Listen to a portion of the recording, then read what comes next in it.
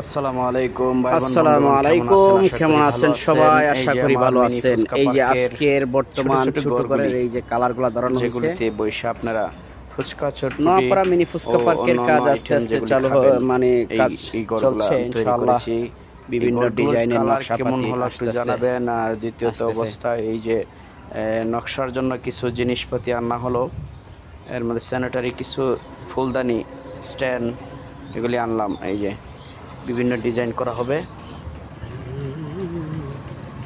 সকলেই আমার জন্য দোয়া করবেন, চ্যানেলটি সাবস্ক্রাইব করে দিবেন। এরই সাথে সকলেই আসবেন যখন এই পার্কটি চালু হবে ইনশাল্লাহ।